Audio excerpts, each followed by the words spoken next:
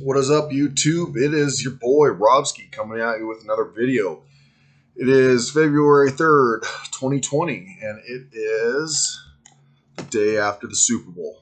Now, obviously, my team ended up short on this one, and it was rough. I took some time, paid time off to watch the Super Bowl, and I was very confident that we would win. I even spoke in the video that we would win, and we ended up not winning. But that's okay because, one, the 49ers have given me a lot of great weekends. We had a lot of victories this year, a lot of good moments. We were able to go from a 4-win team all the way to a Super Bowl contender. And there's a lot of people I think that deserve a shout out. I think that Andy Reid is the first guy I can think of. The guy has been through so much adversity. He basically got ran out of Philadelphia, and just because they wanted to make it, he's one of the best guys in the NFL, and he finally got a Super Bowl. So I'm going to tip my hat off to Andy Reid. Congratulations for that guy. He was in the league 20 years, and he had his son commit suicide, and he finally got his Super Bowl. So congratulations, Patrick Mahomes, those guys, Travis Kelce, Tyreek Hill, Fisher. I think he's still there. I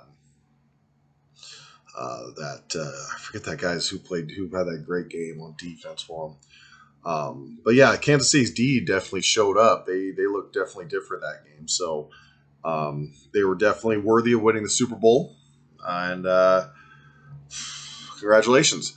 I also want to shout out to a lot of the Niners out there. George Kittle, Nick Bosa, Raheem Mostert, congratulations on a career year. And then on the line, McGlinchey. And obviously Staley. Staley's been our anchor for years down there. And then Kyle Juszczyk, who I think is one of the most underrated players in the NFL. He scored one of our touchdowns. And as a fullback, he's like a mini tight end. So, I really I was high on Juszczyk all year.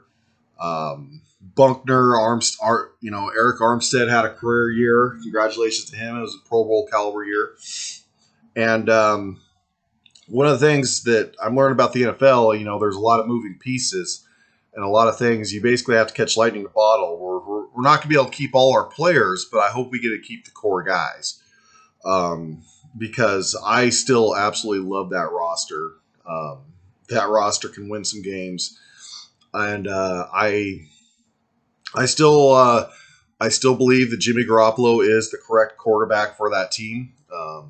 I think that his skill set matches us well, and if we can keep that physical football play all through the year,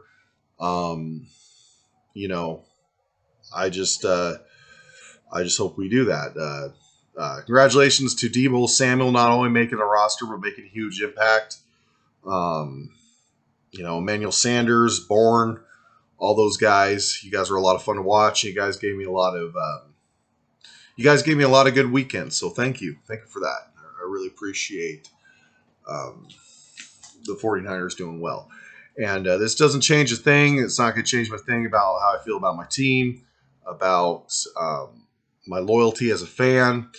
It doesn't change anything. Like I said, I still love my team, and I actually, the opponent that we ended up being temporarily defeated by, Kansas City, I really like that opponent based on, especially Andy Reid. I think he deserves everything of that.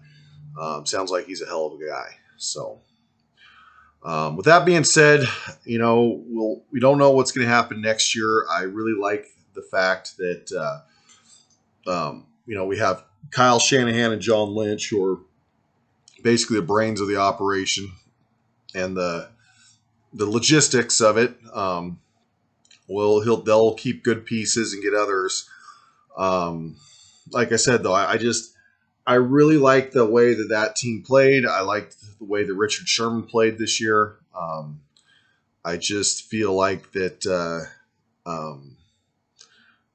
that was just a great group of guys, and they ended up falling a little short.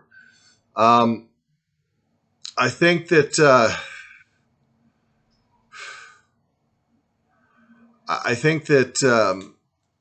going forward, like I said, I mean, this is to anybody who has a team, has a fan, is a fan of an NFL franchise.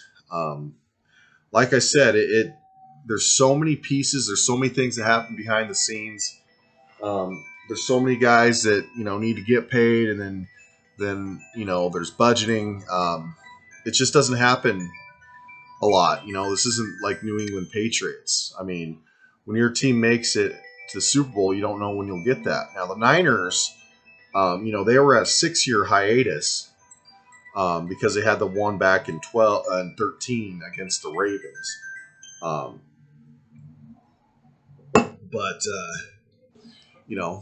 I mean, the Kansas City had to wait 50 years to get to the game and then win it. So there you have it. Another thing I noticed is, this